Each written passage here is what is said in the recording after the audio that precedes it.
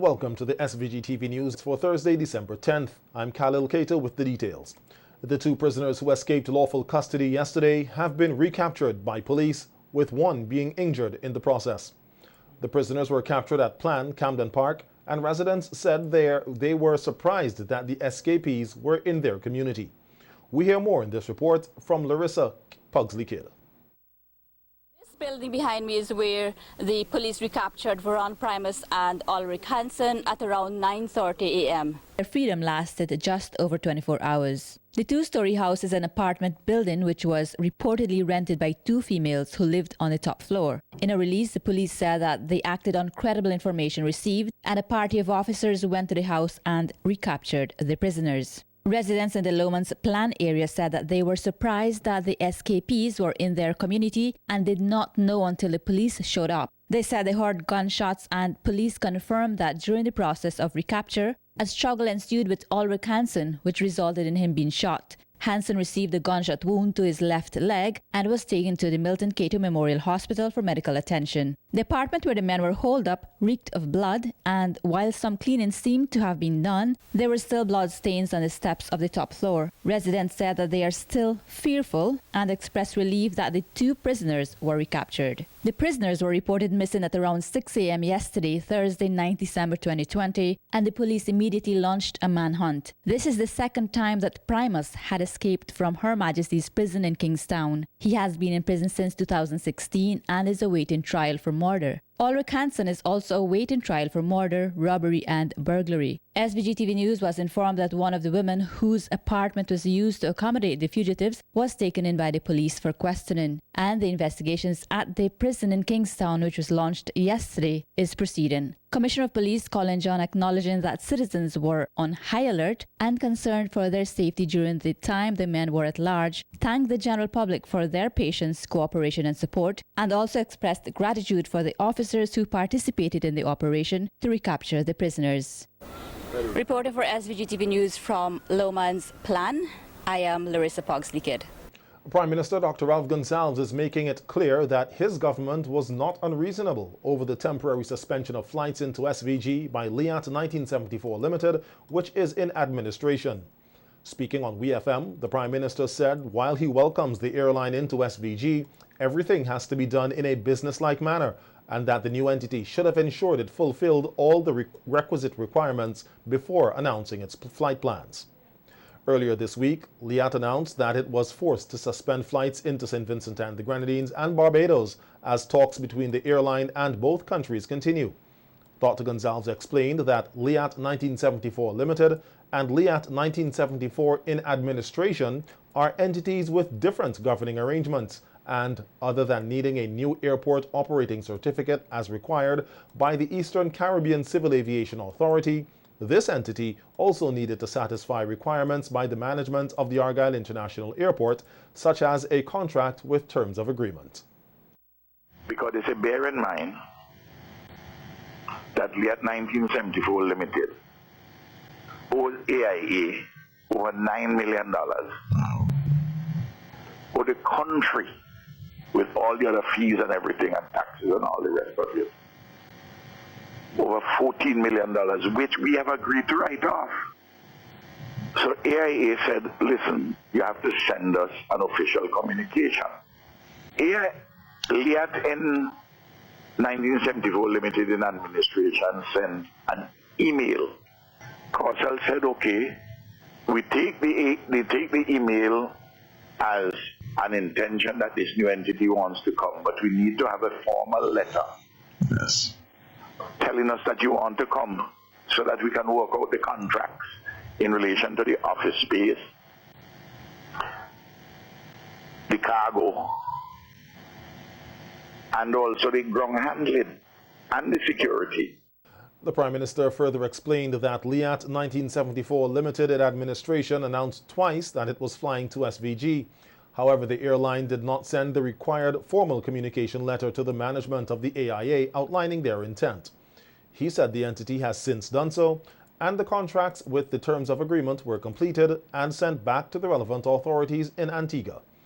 Dr. Gonzalez said as part of the contract, The airport authorities here required that Liat 1974 Limited in administration pays for their retail space, which has been slimmed down from 5 to 3, at least 2 months in advance. Gonzalez said to me that the communication which they have had, that they have now said, Liat in administration said that they'll pay 1 month.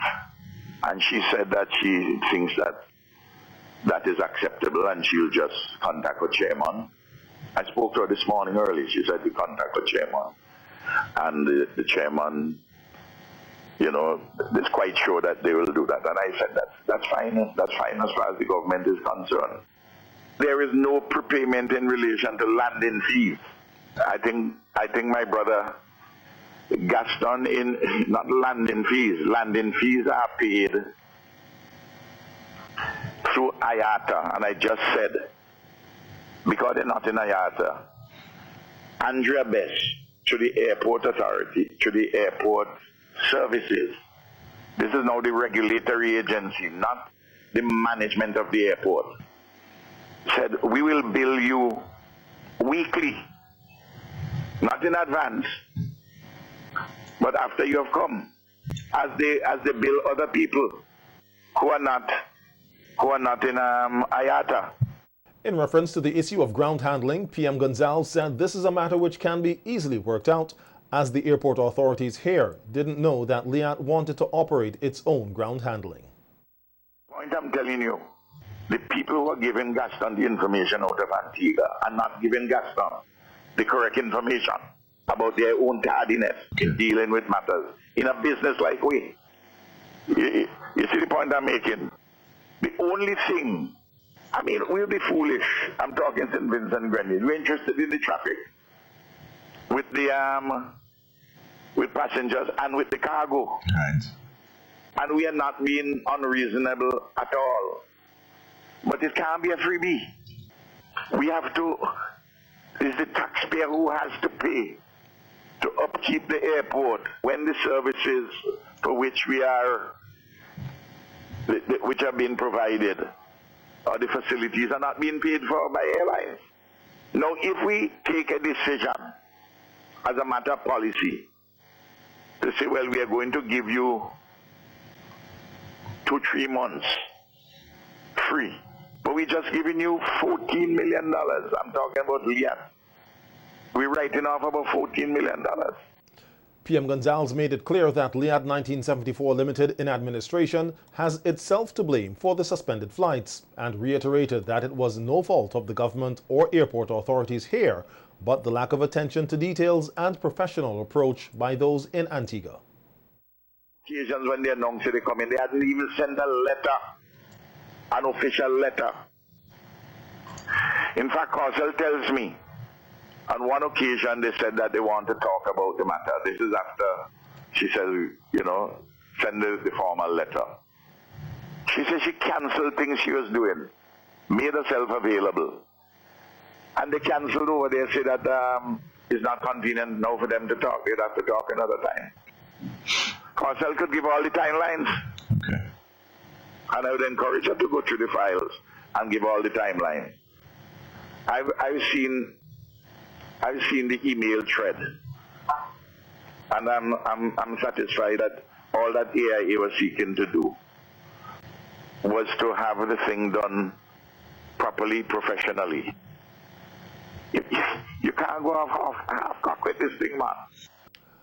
St. Vincent and the Grenadines today recorded one new COVID-19 case, who was a returning national who arrived from Canada on Monday, December 7th with a negative RT-PCR test result and tested positive on entry screening for SARS-CoV-2, the virus which causes COVID-19. The Ministry of Health said the adult traveler was in mandatory quarantine and will isolate until cleared by 2 negative tests. Contact tracing and testing have commenced. St. Vincent and the Grenadines has now recorded a total of 91 COVID-19 cases, 80 of which have recovered. There are now 11 active cases, all arriving from countries that have been categorized as high risk. The ministry is reminding the public that a negative RT-PCR test result prior to arriving in St. Vincent and the Grenadines is not a guarantee that a person is COVID-19 free. Hence, it is very important for all travelers and proprietors of approved transition facilities to comply with all of the protocols to ensure that there is minimal risk of the spread of COVID-19 from persons who may eventually test positive on entry or later during the quarantine period. Prime Minister Dr. Ralph Gonzalez has put forward the view that regional countries need to build modern, competitive, many-sided post-colonial economies which are at once national, regional, and global. He was responding to questions during the 6th Virtual Caribbean Economic Forum on Tuesday on the topic Repositioning Caribbean Economies, Lessons from 2020, on which he was one of 3 panelists. The multi-pronged question was, can countries find new ways of making money? How can they find new employment opportunities? And what should be done to help the country's economies during this COVID-19 economic crisis? Each of those words is pregnant with real meaning. That is insofar as the national economy is concerned. And you, at the same time, have to address issues which Alejandro and Mia spoke about in terms of fiscal consolidation, fiscal sustainability, resilience, the financial stability, in addition to fiscal stability. Now, in doing these things, we have to educate our people, and we have to work hard, and we have to work smart, and we have to use the technology. Using St. Vincent and the Grenadines as an example, the Prime Minister said that the country could not export agricultural produce because of the COVID-19 restrictions. However, the government found new ways to help farmers to still receive an income. We decided that we're going to take some money from the government and we're going to buy farmers' produce and give them to people. Put them in boxes, 50-pound boxes, call them love boxes. About 20,000 of them were distributed. So you help people with food while you're helping the farmers. We made sure that we do a certain number of things in relation to the fishing industries. And also critically, your public administration has to be very efficient to get the capital projects rolling, for which you have the resources. We have increased our capital expenditure compared to last year, in the first 10 months of this year compared to last year, by 117%. Dr. Gonzalez added that the use of technology should be done in a more productive and sensible manner and be integrated in the production apparatus to help sustain economies. The utilization of information technology has to be done in a more productive and sensible manner, and to be integrated into the production apparatus rather than be a kind of a sideshow. In terms of the resilience, something which we did, we started before the pandemic, we have set up a contingency fund.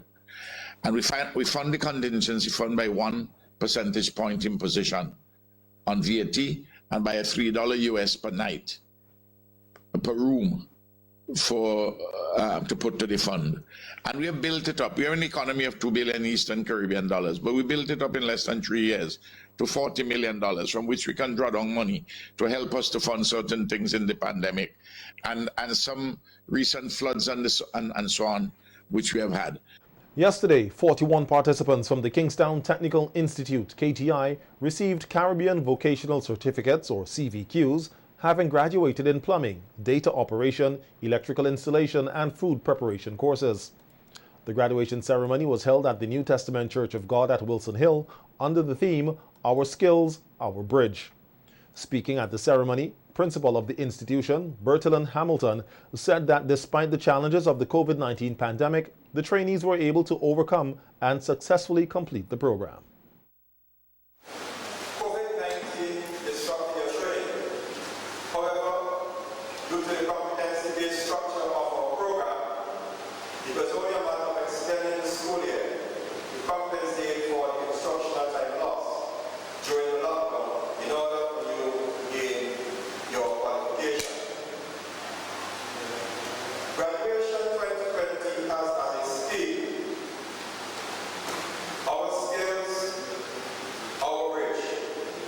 We want to employ graduates soon to be graduates from Kingstown Technical Institute to personal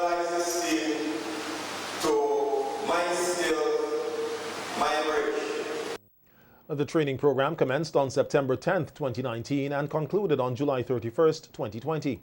Students received financial support to offset such items such as portfolio building materials, transportation, and daycare. Hamilton further encouraged the graduating class to use their skills to bridge their future. Your skills can and should be utilized as a bridge to your success. Our training has prepared you to take advantage of significant anticipated expansion in hotel and tourism sectors. Let me suggest to you to work towards enhancing your skills: plumbing, electrical installation, data operation, food preparation, and cookery. Use your recently acquired skills to bridge to your tomorrow. Do not be content to stay at this level, but instead bridge to a higher level. As you traverse this journey, use the bridge that you need to lift yourself and the community to a higher pinnacle. Today is International Human Rights Day, and activities to mark the day were observed here in St. Vincent and the Grenadines, which also marks the end of the 16 days of activism on violence against women. The SVG Human Rights Association, in collaboration with Marion House, carried out whistle stops in Kingstown as they made persons aware of the day and their rights. Public Relations Officer of the SVG Human Rights Association, Jeannie Oliver, used the opportunity to call for an end to violence against women. In St. Vincent and the Grenadines, there is too much violence in our society, particularly violence against women and girls, domestic violence. Violence within our homes, violence within our communities, and we need to stop it. Today ends the 16 days of activism to end violence against women and girls, and as such, the 16 days ends today, December 10th, which is International Women's Day. Lawyer Zita Barnwell, who was also a part of today's whistle stop and assisted in the distribution of pamphlets, said it is important for people to know their rights and deemed today's event as a success. By distributing a pamphlet that actually says what your 39 rights are under the United Declaration of Human Rights. Most people were very receptive in receiving it. The few that I spoke to, because it was like a whistle stop, but the few that I had the opportunity to speak to were quite receptive, and you open the booklet and you show that it's quite readable for kids and it's colorful, and it actually should be something that everyone should have. I think the Marion House has a few more copies, and perhaps it's something that schools may want to use as well to help children to understand what their human rights are. The global theme for International Human Rights Day is Recover Better, Stand Up for Human Rights. Meanwhile, the SVG Human Rights Association dedicated today in honor of its former president, Nicole Sylvester, a lawyer and human rights activist who passed away in 2015. PRO of the organization, Jeannie Oliver, said that today they paid a fitting tribute to the activist who did her best to raise awareness on human rights in SVG. I would like to dedicate today's occasion to Nicole Sylvester, who is now deceased. God bless her soul, in memory of her and the work that she did as president of the St. Vincent and Grenadines Human Rights Association and as president of the OECS Bar Association. Oliveira said that Nicole will be remembered for her sterling contributions, which will not go to waste. Nicole was a lawyer with a difference. She gave of her time and her energies. I remember her on Christmas Eve, her and I traveling all the way to Fancy to take toys to the children in that community. There was nothing that she would not do for people's development and to ensure that people's human rights were recognized and observed. One of Sylvester's sons, Justin, participated in today's whistle stop as a volunteer driver.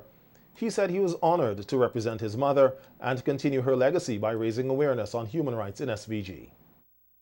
She used to be the president of the Human Rights Association in St. Vincent. So yeah, I thought it was very important for me to participate in it today. just as, you know, to pay homage basically.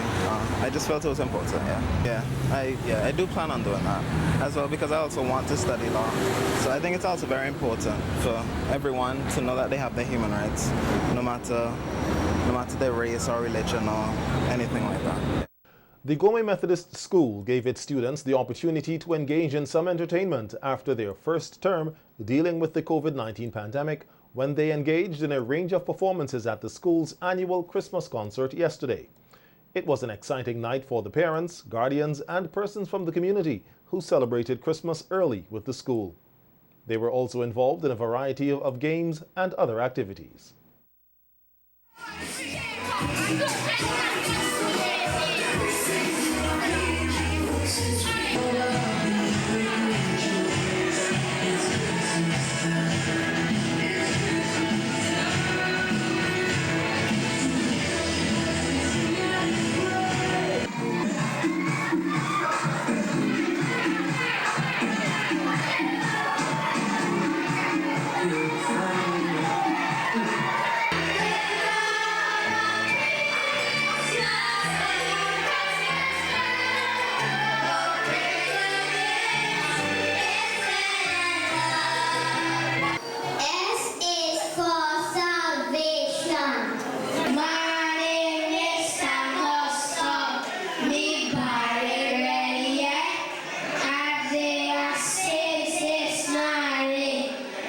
Principal of the school, Sheridan Edwards, making brief remarks, said this year's event surpassed that of 2019, and she is hoping to make next year even better.